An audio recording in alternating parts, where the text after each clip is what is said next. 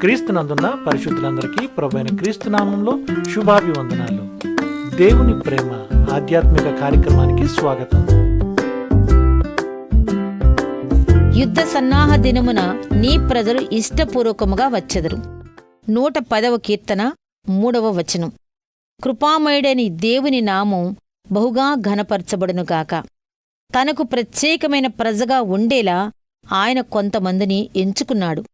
ఆదాము సంతతిలోని కఠినాత్ముల్లా వీళ్లు కూడా ఇష్టానుసారంగా నడిచే మొండివార్లా తయారయ్యారు.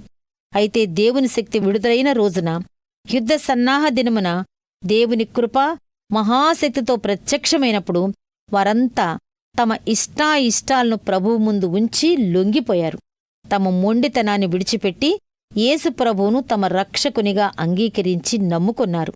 వారిలో ఏ ఒక్కరూ తమకు ఇష్టం లేకుండా రక్షించబడలేదు. వారి స్వచిత్తం ప్రభువుకు ఇష్టపూర్వకంగా లోబడింది. ప్రభువు శక్తి ఎంత అద్భుతమైనది! అది ఎప్పుడూ మన స్వచిత్తం నోరు నొక్కేసి మనమీద బలవంతంగా అధికారం చెలాయించే శక్తి కాదు. దేవుడెప్పుడూ మన హృదయపు తలుపులకు వేసి ఉన్న తాళం కప్పలను బద్దలు చేసి బలవంతంగా మనలోకి ప్రవేశించడు. కాని తాను మాత్రమే ఉపయోగించగల అసలైన తాళపు చెవిని ఉపయోగించి తాళాలను సున్నితంగా తెరిచి మన హృదయంలో ప్రవేశిస్తాడు. ఇప్పుడు మనం ఇష్టపూర్వకంగానే ప్రభువు కోరినట్లు ఉంటాం. ప్రభువు చేయమన్నది చేస్తాం. ప్రభువు చిత్తానుసారంగా శ్రమలు అనుభవిస్తాం. మనలో ఎప్పుడైనా ఆయనకు ఎదురు తిరిగే మనసు కలిగితే దేవుడు తన శక్తితో మనలను సమీపిస్తాడు. వెంటనే మనం తిన్నగా వెళ్ళి ఆయన ఆజ్ఞల మార్గంలో చేరి హృదయపూర్వకంగా వాటిని అనుసరిస్తాం.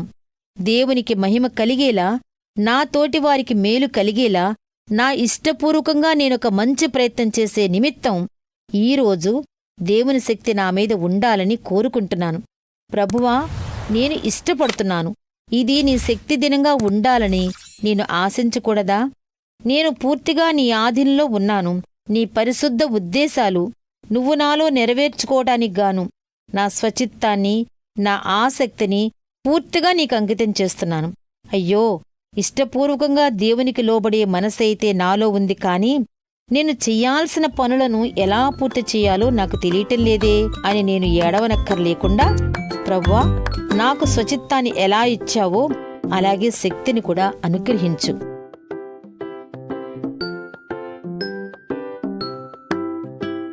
దేవుని ప్రేమ ఆధ్యాత్మిక కార్యక్రమాన్ని చివరి వరకు వీక్షించిన శ్రోతలందరికీ మా హృదయపూర్వక వందనాలు. తిరిగి మరలా రేపటి ఉదయకాల సమయంలో కలుసుకుందాం. అంతవరకు సెలవు. May God bless you. దేవుడు మిమ్మల్ని అందరినీ దీవించును గాక. ఆమెన్.